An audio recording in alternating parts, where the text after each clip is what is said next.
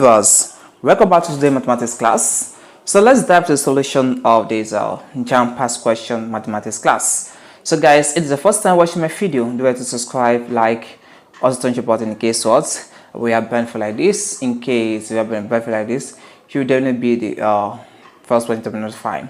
And also guys, I will appreciate if you can take 1 minute of your time to share this video with your friend, your family, so they can benefit from this class, this ongoing JAMB class, my class. So let's dive to the solution of it. So guys, don't forget to give a like to this particular video. So let's read the question and let's solve it. Okay, before I read it, let's solve it. What if you see the question and this is a common JAMB examination, how we attend to the question, how we solve this problem.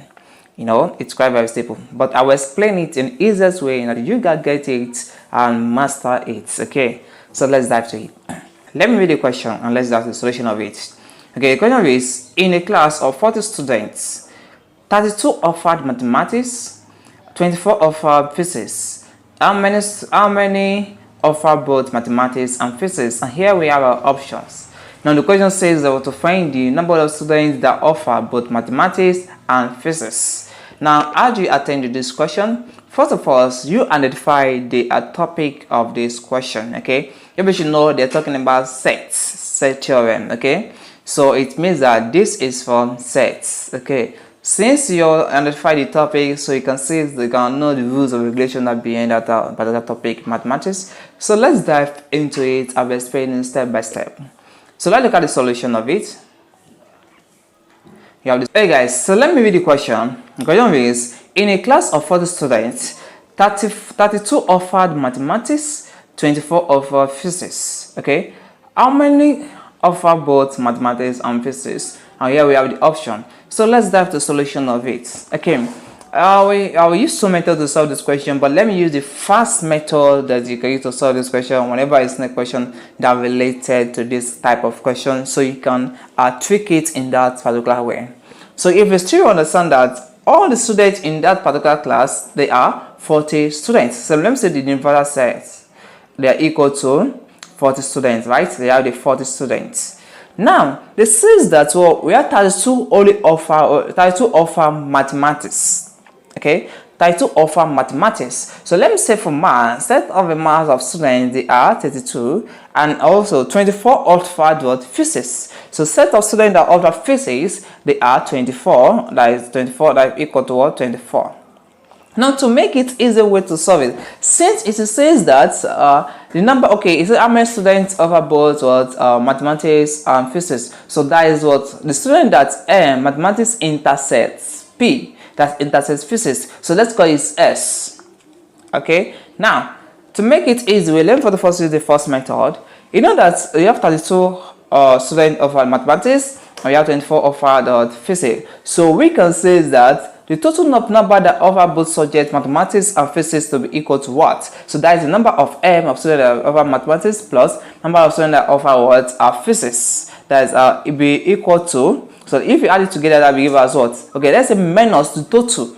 Let me put it that way. It will be minus the total number of students in the class. When you add the total number of students that offer mathematics and add the total number of students that offer physics, subtracted from the universal, the total number of students in the class, then you get what? The total number of students that study both mathematics and physics. So that will be the total plus minus universal set. So that will equal to mathematics, that is 32 plus, and we have a physics that is 24 minus, and we have the universal set that's equal to what? 40.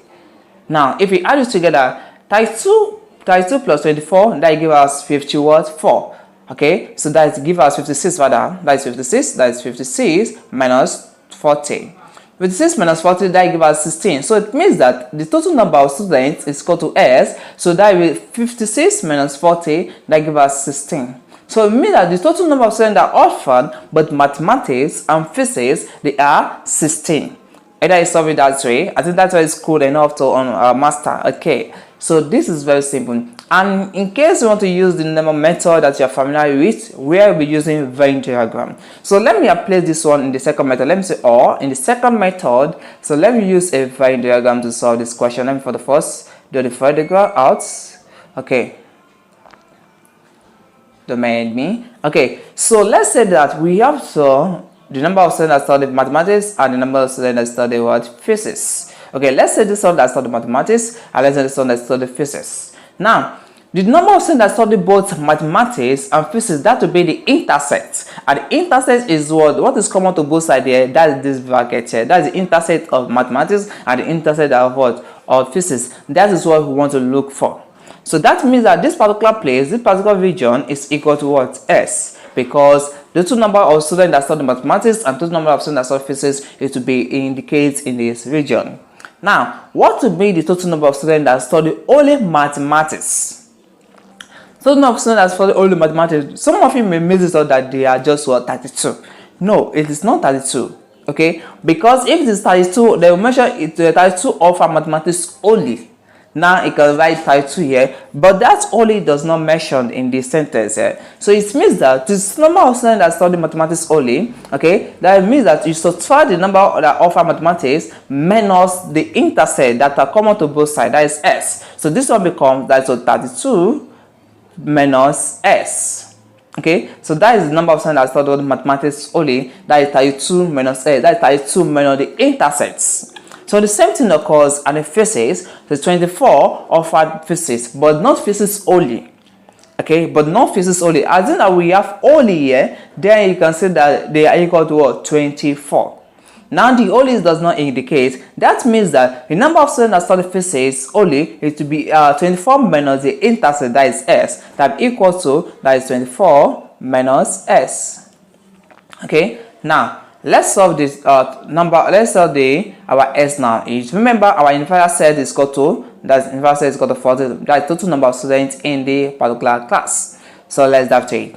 Now to solve it now, you add all these things together. All the value we have here, we add it together. That's equal to 32. Okay, minus S minus, okay, we have S, we have plus S rather, we have plus S, and add this one together. That is plus 24 minus S, okay, minus S. Sorry, let me create a space. So I is minus S. Let me write this very well. You have minus what? S is equal to, okay, equal to the universal set, that's equal to 40. Okay, so this place does not enough. So it's equal to 40. So here we have equal to 40. Now, so let's add it together. We have 32. Okay, let's collect like time. Here we have minus S plus S. So that means that this one we cancel. Okay, minus S plus S, they will cancel. Okay, because they have the same variable. And the coefficient is minus 1. And the coefficient of S is plus 1. That's minus 1 plus 1. That gave us 0. So it means that this one and this one we cancel. So we have a 32. That gave us our 32. Okay, plus 24. Okay, plus 24 minus what? S equal to 40.